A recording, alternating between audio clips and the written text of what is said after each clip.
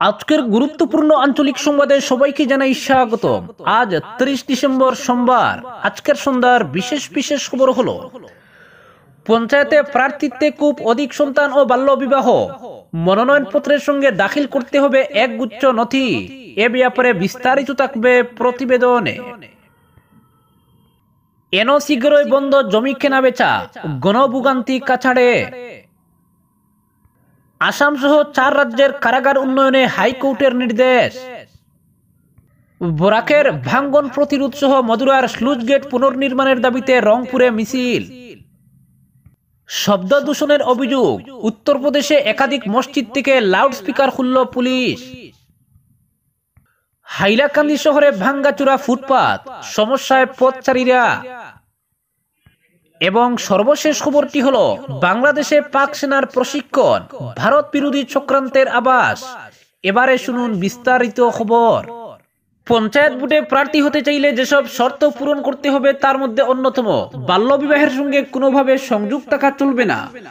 প্রার্থী তার স্বামী কিংবা স্ত্রী বাল্যবিবাহের সঙ্গে প্রত্যক্ষ এমনকি পরোক্ষভাবে জড়িত থাকলেও ভোটে লড়াইয়ের ক্ষেত্রে অযোগ্য বলে বিবেচিত হবে। এছাড়া 2-এর বেশি সন্তান থাকলেও ভোটের ময়দানে প্রার্থী হওয়া যাবে না। 2018-র 19 মার্চের আগে অবধি যাদের 2-এর বেশি সন্তান ছিল তারা প্রতিদ্বন্দ্বিতা করতে পারবেন, কিন্তু এই সময়কালের পর 2-এর বেশি সন্তান হয়েছে যাদের, তারা প্রার্থী হতে পারবেন না। রাজ্যে বাল্যবিবাহে দাড়ি টেনে দিতে সরকার যেমন অতি সক্রিয়, ঠিক তেমনি জনসংখ্যায় লাগাম পড়াতেও নিজের এখতিয়ারের মধ্যে থেকে নিয়ম চালু করেছে। তাই লোকসভা বা বিধানসভায় প্রার্থিত্বের প্রশ্নে এই নীতি বলবৎ করতে না পারলেও পঞ্চায়েত ভোটে সেটাই করছে রাজ্য সরকার। লোকসভা বা বিধানসভায় প্রার্থিত্বের যোগ্যতার ক্ষেত্রে নতুন বিধান তৈরি করার ক্ষমতা আছে কেন্দ্রের, তার জন্য সংসদে আইন তৈরি করতে হবে। কিন্তু 2-এর বেশি সন্তান থাকলে পঞ্চায়েত নির্বাচনে প্রতিদ্বন্দ্বিতা থেকে কাউকে দূরে রাখার বিধান তৈরি করার কর্তৃত্ব আছে রাজ্যের, সেটাই করেছে বিজেপি সরকার। একই কথা প্রযোজ্য বাল্য বিবাহের ক্ষেত্রেও। দুটো বিষয়েই নিজস্ব ক্ষমতা প্রয়োগ করে নিয়মের ফাঁস শক্ত করেছে দিশপুর। তবে সরকারি নিয়মে একথাও বলা হয়েছে, দ্বিতীয় সন্তান যমজ হলে অবশ্য প্রার্থিত্ব নাকচ হবে না। অর্থাৎ ধরা যাক কারো দ্বিতীয় সন্তান যমজ হয়ে গেল, সেক্ষেত্রে তার সন্তান সংখ্যা হবে 3। কিন্তু যেহেতু দ্বিতীয়বার যমজ সন্তানের জন্ম হয়েছে, তাই 2-এর বেশি সন্তানের নিয়ম এক্ষেত্রে প্রযোজ্য হবে না। এর পাশাপাশি পঞ্চায়েত নির্বাচনে কারা প্রার্থী হতে পারবেন তার সুস্পষ্ট নির্দেশিকা প্রকাশ করেছে রাজ্য নির্বাচন কমিশন। সেই নির্দেশিকা মেনেই কিছু নথি প্রস্তুত করতে হবে প্রার্থীদের। এই নথিগুলোই হবে প্রার্থিত্বের যোগ্যতার প্রমাণ।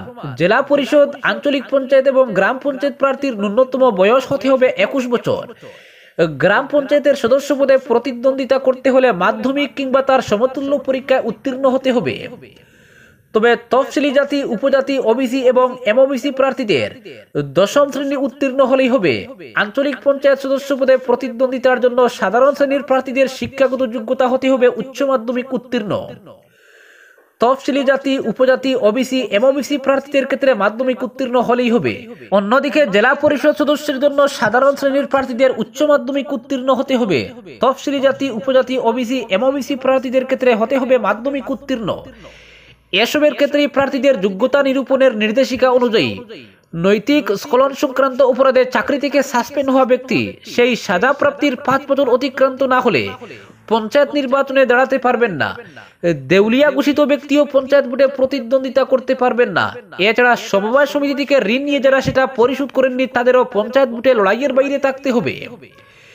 এসবই শেষ নয়, বাড়িতে যাদের স্যানিটারি শৌচালয় নেই তারাও পঞ্চায়েত নির্বাচনে প্রার্থী হতে পারবেন না।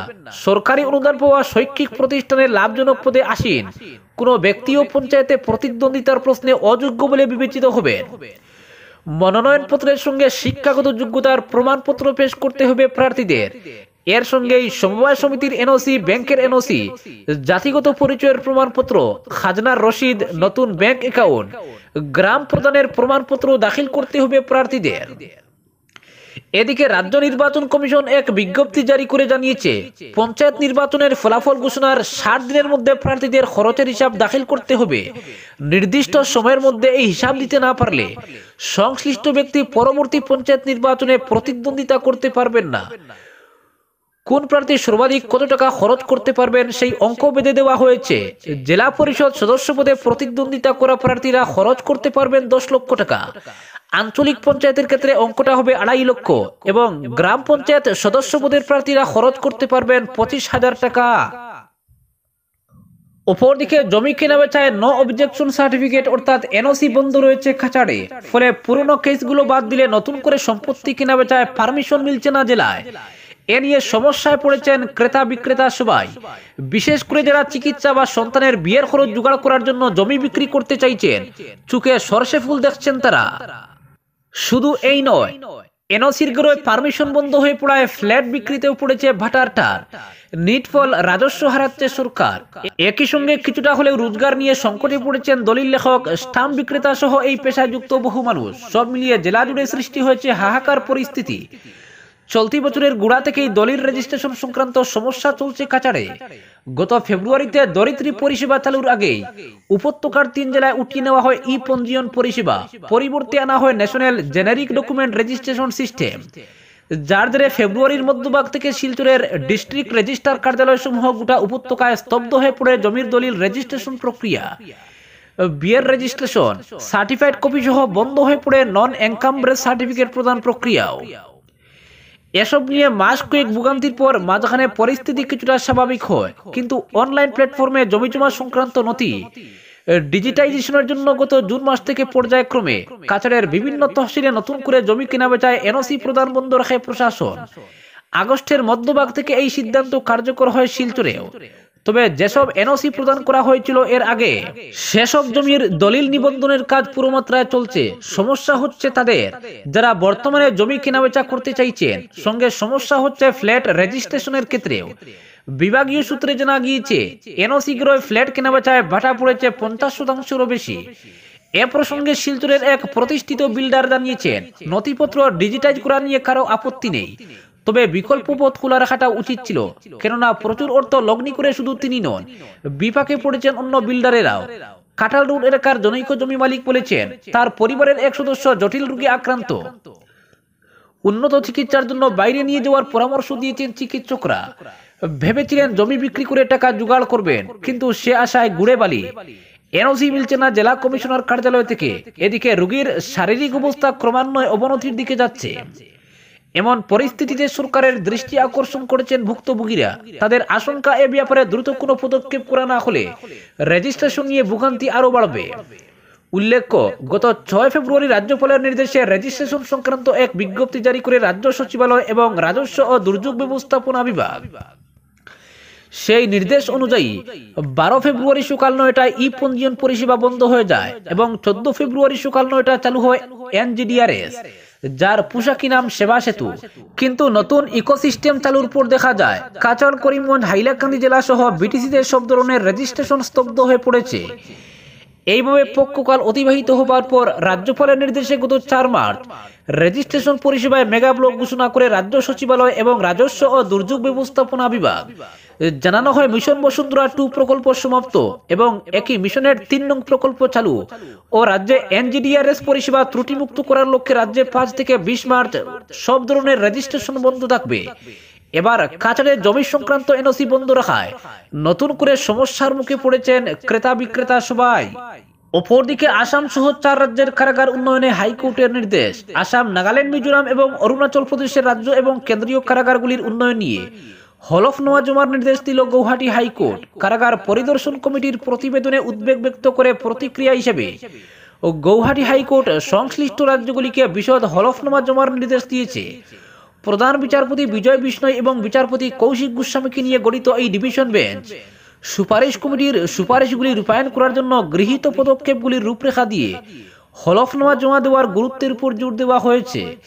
আদালত আরও নির্দেশ দিয়েছে যে সুপারিশগুলি অবাস্তব থেকে যায় কিনা তা নির্দিষ্ট করতে এবং তা বাস্তবায়নের জন্য একটি সময়সীমা প্রদান করা হয়েছে। অপরদিকে শব্দ দূষণের অভিযোগ। উত্তরপ্রদেশে একাধিক মসজিদ থেকে লাউড স্পিকার খুলল পুলিশ। সম্বল বিতর্কের মধ্যে এবার উত্তরপ্রদেশের মসজিদে কড়া পদক্ষেপ পুলিশের। শব্দ দূষণের অভিযোগে ফিরোজাবাদের একাধিক মসজিদ থেকে লাউড স্পিকার খুলে নিল পুলিশ। এই ঘটনায় বিতর্ক শুরু হয়েছে। যোগী আদিত্যনাথের কট্টর হিন্দুত্ব নীতির জেরেই বেছে বেছে মসজিদগুলিকে নিশানা করা হচ্ছে বলে অভিযোগ বিরোধী শিবিরের। এদিকে বিতর্ক চরম আকার নিতেই পুলিশের তরফে জানানো হয়েছে, জুড়ে স্পিকার বাজানোর জেরে মসজিদ কর্তৃপক্ষের বিরুদ্ধে একাধিক অভিযোগ জমা পড়েছিল পুলিশের কাছে, যার জেরেই এই পদক্ষেপ। এ বিষয়ে পুলিশ সুপার রবিশঙ্কর প্রসাদ বলেন, আমরা সব ধর্মকে সম্মান করি, কিন্তু নিয়ম মেনে চলা বাধ্যতামূলক।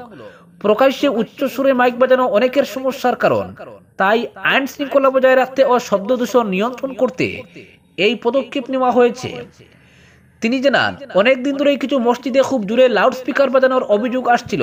অভিযোগের ভিত্তিতে মসজিদগুলির স্পিকারের শব্দ কমিয়ে দেওয়া হয়েছিল। এরপরও কয়েকটি মসজিদ তা অমান্য করে চলায় তাদের বিরুদ্ধে ব্যবস্থা নেয় পুলিশ।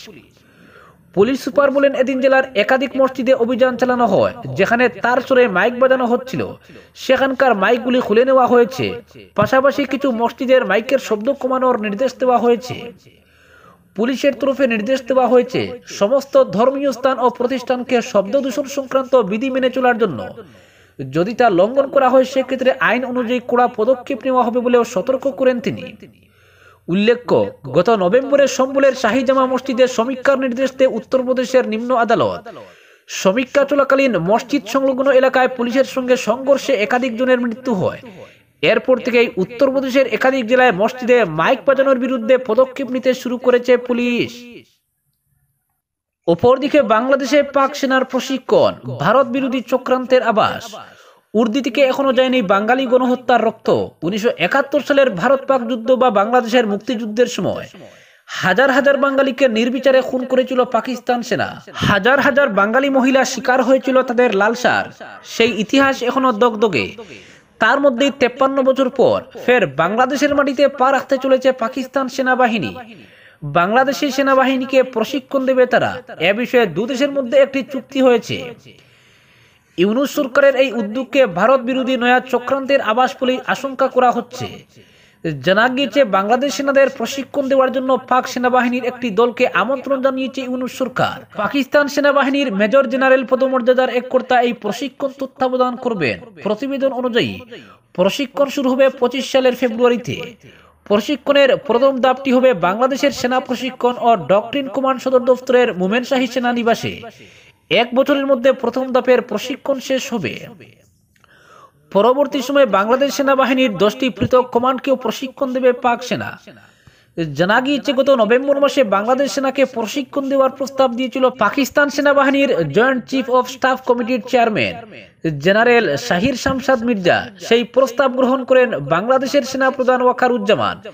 তিনি পাকিস্তান সেনাবাহিনীকে তাদের সেনাদের প্রশিক্ষণ দেওয়ার জন্য আনুষ্ঠানিক আমন্ত্রণ জানিয়েছেন। অপরদিকে হাইলাকান্দি শহরের ভাঙ্গাচুরা ফুটপাত সমস্যায় পথচারীরা। শহরে ফুটপাত পথচারীদের নিরাপত্তা এবং পথচারীদের জন্য একটি নির্দিষ্ট স্থান প্রদান করে, যা তাদের যানবাহন চলাচল থেকে আলাদা করে এবং দুর্ঘটনা ও আঘাতের ঝুঁকি হ্রাস করে। কিন্তু হাইলাকান্দি শহরের পথচারীদের হাঁটার জন্য কতটুকু ফুটপাত রয়েছে? শহরের বেশিরভাগ ফুটপাতে এই অন্যমনস্ক হয়ে চললেই ঘটতে পারে ভয়ঙ্কর দুর্ঘটনা। শহরের ভাঙ্গাচুরা ফুটপাতে পড়ে যাওয়ার ভয়ে রাস্তার উপর দিয়ে চলাচল করেন অধিকাংশ পথচারী। শহরের ব্যস্ততম রবীন্দ্র সরণি, সেন্ট্রাল রোড, এনএস রোডের ফুটপাতের অবস্থা খুবই বেহাল।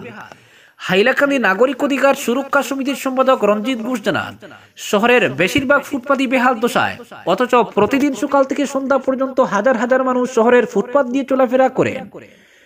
বিভিন্ন সময় দেখা যায় দুর্ঘটনা ঘটছে। ফুটপাত বেহাল থাকার জন্য বাধ্য হয়ে পথচারীদের রাজপথে চলাফেরা করতে হচ্ছে। তাই হাইলাকান্দি শহরের ভাঙ্গা ফুটপাতগুলো অতি সত্বর নতুন করে তৈরি করার দাবি জানান তিনি।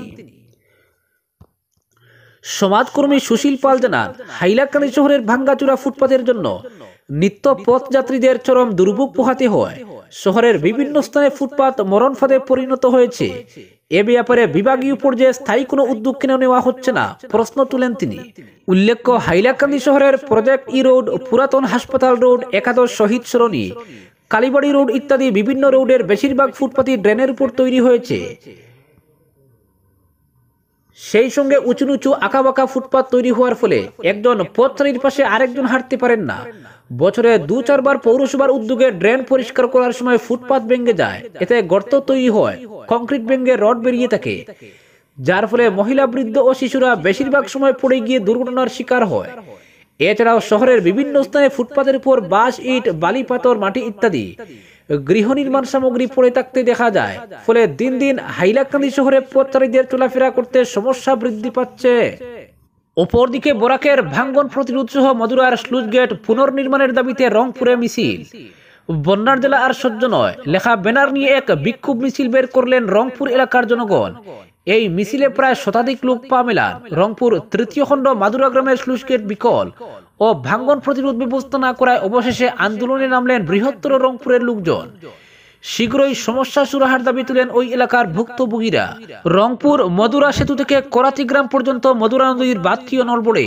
এই নড়বড়ে বাঁধটি সংস্কার সহ বিকল স্লুইস গেটটি পুনর্নির্মাণ করার জন্য বারবার দাবি জানানো সত্ত্বেও বিভাগীয় কর্তৃপক্ষ এ ব্যাপারে উদাসীন। এমনকি গত বছর দেড়েক আগে জল সম্পদ মন্ত্রী পীযূষ হাজারিকার শিলচর সফরকালে বরাক নদীর ভাঙ্গন সহ মধুরা নদীর ওই বিকল স্লুইস গেটটি সরেজমিনে পরিদর্শন করে যান এবং এলাকার জনগণকে আশ্বস্ত করে যান যে খুব শীঘ্রই বরাক নদীর বাঁধ নির্মাণ সহ মধুরা নদীর মাদুর গ্রামের স্লুইস গেটটি পুনর্নির্মাণ করা হবে। কিন্তু বিভাগীয় মন্ত্রীর আশ্বাস আর বাস্তবে পরিণত হয়নি। কেন হয়নি প্রশ্ন তুলে প্রতিবাদে সরব হলেন বৃহত্তর রংপুরের ভুক্তভোগী জনগণ। স্লুইস গেটটি মেরামতির জন্য বেশ কয়েকবার বিভাগীয় কর্তৃপক্ষকে স্মারকপত্র দেওয়া হলেও আজ পর্যন্ত কোনো কাজ হয়নি। তারা জানান ওই এলাকার বিকল স্লুইস গেট দিয়ে বৃষ্টি হলেই মধুরা নদীর জল ঢুকে পড়ে জনবসতি এলাকায়। অপরদিকে বাঁধ না থাকায় প্রবেশ করে বরাকের জল। মধুরা ও বরাকের জল বৃহত্তর রংপুর এলাকা গ্রাস করে কৃত্রিম বন্যার রূপ নেয়। দীর্ঘদিন জলমগ্ন থাকতে হয় তাদের, কিন্তু সংশ্লিষ্ট বিভাগ নির্বিকার। পরিস্থিতি ভয়াবহ হওয়ার পর তাদের দেখা পাওয়া যায়। এ নিয়ে দীর্ঘ কয়েক বছর থেকে ভাঙ্গন প্রতিরোধে বাঁধ নির্মাণে নেতামন্ত্রী সহ জেলা প্রশাসনের কাছে দাবি জানানো হচ্ছে, কিন্তু আজ অবধি কোনো কাজ হয়নি। হেলদুল নেই সংশ্লিষ্ট বিভাগের। এদিন ভাঙ্গনস্থলে জড়ো হয়ে ভুক্তভোগীরা প্রতিবাদ সাব্যস্ত করেন ও স্লোগান দেন। ওই নদী ভাঙ্গনের বিস্তারিত তুলে ধরে বক্তব্য রাখেন এলাকাবাসী। জানান এবারের বর্ষার আগে সমস্যার সুরাহা না হলে বৃহত্তর আন্দোলনে নামতে পিছপা হবেন না তারা। পদযাত্রাটি রংপুর এমবি স্কুলের সামনে থেকে শুরু হয়ে মধুরা সেতু হয়ে রংপুর মাদুর গ্রামের বিকল স্লুইস গেট হয়ে রংপুর তৃতীয় খণ্ড এলপি স্কুলের সামনে এসে শেষ হয়। পদযাত্রা শেষ হওয়ার পর বরাকের ভাঙ্গন প্রতিরোধ ও বাঁধ নির্মাণ, মধুরা নদীর বিকল স্লুইস গেট পুনর্নির্মাণ সহ নড়বড়ে বাঁধ সংস্কারের দাবি জানিয়ে বক্তব্য রাখেন শিলচর বার অ্যাসোসিয়েশনের সভাপতি দুলাল মিত্র, স্থানীয় নাগরিক অক্ষয়নাথ, ডক্টর মঞ্জুরুল হক বড়বুইয়া, তাজুল হক চৌধুরী প্রমুখ। আজকের বিশেষ সংবাদ এখানেই সমাপ্ত।